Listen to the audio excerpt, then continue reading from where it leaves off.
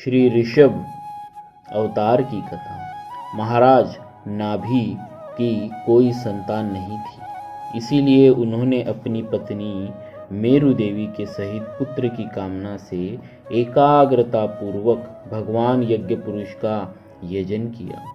भक्तवत्सल भगवान उनके विशुद्ध भाव से संतुष्ट होकर यज्ञ में प्रकट हुए।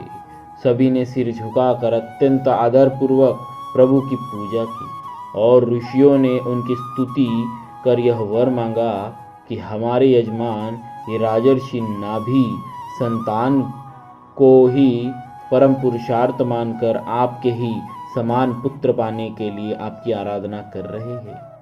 आप इनके मनोरथ को पूर्ण करें।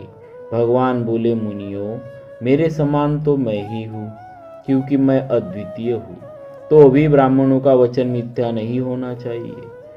द्विज कुल मेरा ही तो मुख है, इसीलिए मैं स्वयं ही अपनी अंश कला से आग्नि धृणनंदन नाभि के यहाँ आकर अवतार लूंगा, क्योंकि अपने समान मुझे कोई और दिखाई नहीं देता।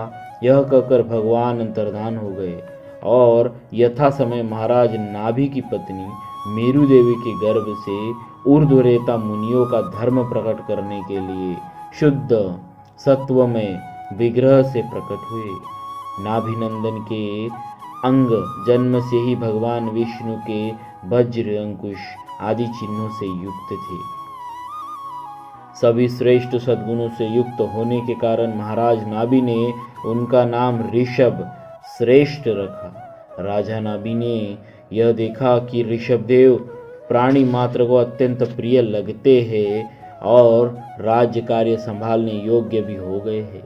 तब उन्होंने इन्हें धर्म मर्यादा की रक्षा के लिए राज्याभिषिक्त कर दिया और स्वयं पत्नी मेरु देवी के सहित बद्रिकाश्रम चले गए और वहां भगवान की आराधना करते हुए भगवत स्वरूप में लीन हो गए। भगवान ऋषभदेव सर्वधर्म विद्याता होकर भी ब्राह्मणों की बतलाई हुई विधि से साम दान आदि नीति के अनुसार ही पुत्रवत प्रजा का पालन करते थे। एक बार इंद्र ने ईर्ष्यावश इनके राज्य में वर्षा नहीं की तो योगेश्वर भगवान ऋषभ ने अपनी योग माया के प्रभाव से अपने वर्ष अजना भखंड में खूब जल बरसाया। अपने लोगों को गृहस्थ धर्म की शिक्षा देने के लिए देवराज इंद्र की कन्या जयंती से विवाह किया और उसके गर्भ से अपने ही समान वाले 100 पुत्र उत्पन्न किए।